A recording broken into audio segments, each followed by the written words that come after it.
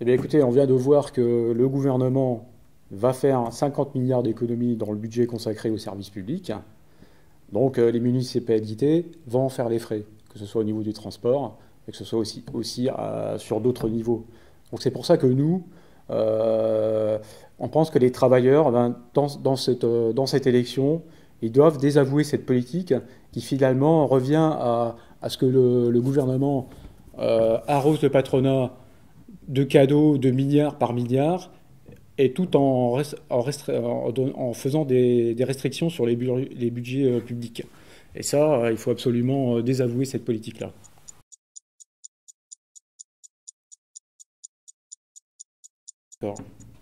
Alors les travailleurs, depuis des années et des années, ils perdent du pouvoir d'achat.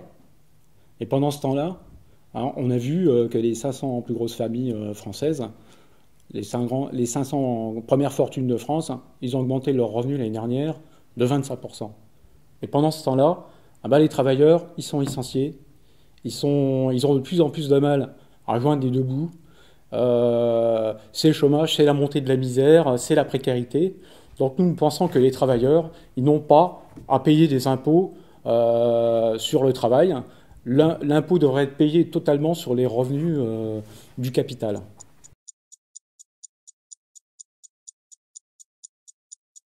Les moyens pour l'éducation devraient être la priorité. Hein, mais ce qu'on se constate dans cette société, et c'est pas propre au gouvernement actuel, mais y compris déjà sur la droite, chaque année, il y a des milliers de suppressions de postes dans les écoles. Alors là encore, l'argent des services publics doit servir à la population et non pas aux entreprises privées. Hein, comme par exemple, il y a PSA qui vient de recevoir 800 millions d'euros de l'État alors qu'il supprime 11 200 emplois. On ferait mieux d'utiliser cet argent-là justement pour le périscolaire, pour mettre de plus en plus d'enseignants et pour que les enfants ils soient le mieux éduqués possible. Et tous les partis, je tiens aussi à le dire ça, tous les partis, du Parti socialiste au Front National en passant par la droite, ils ont approuvé et ils ont applaudi des deux mains cette mesure du gouvernement.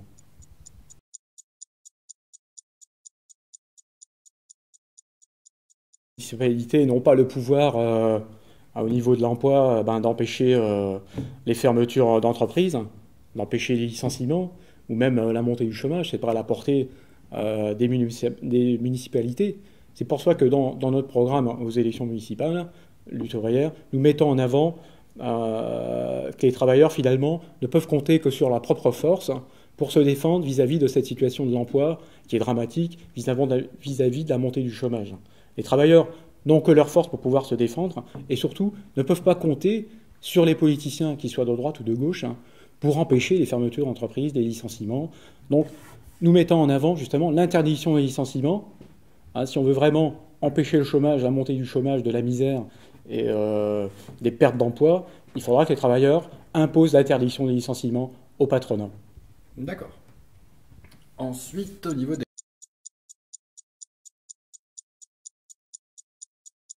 À propos des grands chantiers, je pense qu'il faudrait que tout soit transparent. Parce que dans la société dans laquelle nous vivons, les grandes entreprises et les banques, on le voit, ils siphonnent l'argent public. Et par rapport à ça, justement, pour pouvoir faire la transparence, il faudrait lever le secret commercial.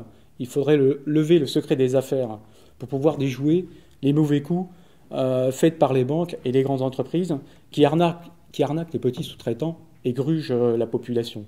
Donc les travailleurs, justement, faire la transparence, ils devraient exiger la transparence des comptes et ils devraient aussi mettre leur nez dans les comptes des entreprises pour pouvoir contrôler tout cela et avoir, justement, et on verrait qu'on pourrait déjouer, par exemple, des fermetures d'entreprises qui sont programmées longtemps à l'avance, et puis l'utilisation frauduleuse de l'argent public.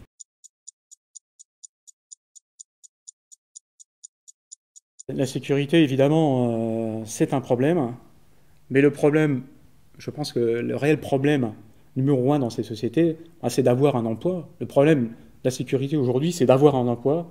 La sécurité, c'est d'avoir été licencié ou alors d'être menacé de l'être, comme par exemple les travailleurs aujourd'hui d'Ascométal, qui sont menacés, où leur entreprise est sous contrôle judiciaire. Donc là, il y a une menace directe de perte d'emploi. Donc la sécurité sociale, justement, c'est le chômage, c'est de ne pas pouvoir payer ses factures à la fin du mois. Et là encore, il faudrait, justement, pour enrayer cette insécurité-là, interdire les licenciements. Il faudrait redonner du pouvoir d'achat, augmenter fortement les salaires. Et par cela, par exemple, pour enrayer les pertes de pouvoir d'achat, il faudrait mettre en place l'échelle mobile des salaires. C'est-à-dire qu'à chaque fois que le coût de la vie augmente, les salaires devraient augmenter automatiquement.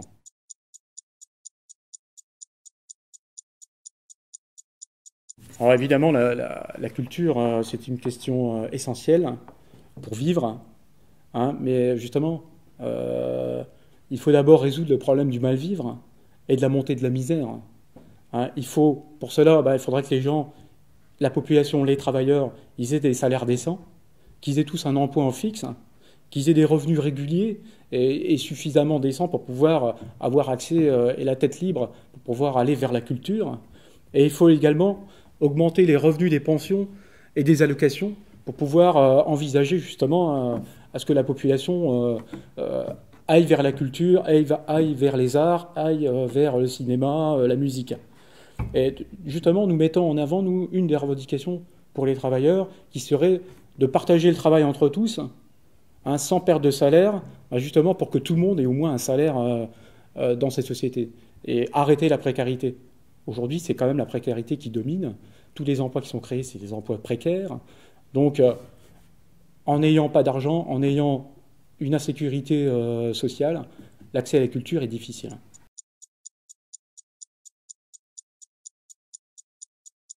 Écoutez, moi je dirais que Metz-Nancy, même combat. C'est-à-dire que partout, les travailleurs doivent se faire entendre, que ce soit à Metz ou à Nancy, et nous devons nous mettre tous ensemble justement pour faire aboutir nos revendications vitales qui sont justement d'avoir un travail, d'avoir des salaires décents, d'arrêter l'hémorragie du chômage par la déliction du licenciement.